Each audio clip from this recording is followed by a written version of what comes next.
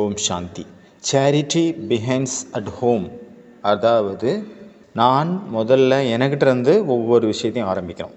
முதல்ல எல்லாத்த விட ஃபஸ்ட்டு நான் என் மேலே தான் நான் கவனம் செலுத்தணும். என்கிட்ட இருந்து தான் எல்லாத்தையுமே தொடங்கணும். மற்றவங்களுக்கு சேவை பண்ணுறது, மற்றவங்களுக்கு நன்மை செய்கிறது, இது வெளியில் உள்ள விஷயம். அதுவும் சேவையில் நம்ம அவங்களுக்கு என்ன பொருள் கொடுக்க முடியும், அது எது என்கிட்ட இருக்கோ அதை தான் கொடுக்க முடியும். எந்த பொருள் என்கிட்ட இல்லையோ அதை நான் எப்படி கொடுக்க முடியும்? I can give only the others I can have. என்கிட்ட இல்லாத ஒரு பொருளை நான் எப்படி கொடுக்க முடியும்?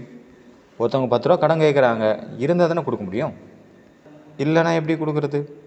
இந்த விஷயத்தை ஃபஸ்ட்டு தாமஸ் பயன் அப்படிங்கிறவர் 1645 எழுதினார்.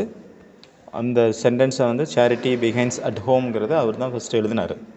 முழு உலகமே சொல்லுது உங்களுக்கு நன்மை பண்ணுங்கள், charity behinds at home, charity behinds at home, மக்களுக்கு நீங்கள் நன்மை செய்யுங்க அப்படின்னு. முதல்ல உங்கள் வீடை பாருங்கள், உங்களை பாருங்கள். ஆனால் ஒவ்வொரு மனிதனும் தனக்குத்தானே எதிரியாக இருக்கிறாங்க. இதில் நன்மை எங்கே போய் பண்ணுறது? நம்ம என்ன பண்ணுனா நமக்கு நாமளே நன்மை செய்யலாம். அதுக்கு நம்ம என்ன பண்ணணும்?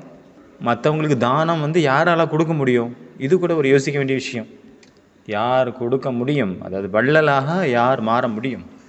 கொடுக்க முடியணும் அப்படின்னா யாருக்கிட்ட இருக்குமோ அவங்க தான் கொடுப்பாங்க. அவர் இதனால் கொடுக்கல, அதாவது மற்றவங்களுக்கு இல்லை அப்படின்னு கொடுக்கல, இதனால் கொடுக்கல, அவருக்கு கருணை வந்துருச்சு அதனால் அவர் எல்லாத்துக்கும் கொடுக்குறாரு அப்படியும் இல்லை. அதாவது அவருக்குள்ளே அவ்வளோ நிறைஞ்சிருச்சு, கொடுக்காமல் அவரால் இருக்கவே முடியாது. எப்படி தண்ணி டேமில் ஓவர்ஃப்ளோ ஆகிடுச்சுன்னா அதை திறக்காமல் இருக்க முடியாது, அணைகளை திறந்து தான் ஆகணும், இல்லைன்னா அது தாங்காமல் போயிடும். அதே போல் ஓவர்ஃப்ளோ ஆகிடுச்சு, அதனால் கொடுக்குறாரு. அவ்வளோ நிறைஞ்சிருச்சு.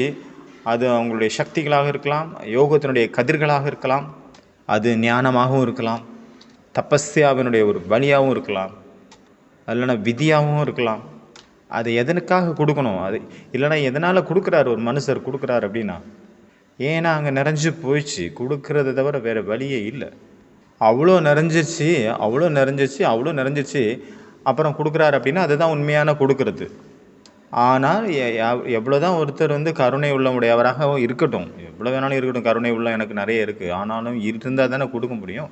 கருணை ஃபஸ்ட்டு தூய்மையால் நிறைக்கணும், சக்தியால் நிறைக்கணும், குணங்களால் நிறைக்கணும், சக்திகள் பவர்ஸால் நிறைக்கணும் நம்மளை.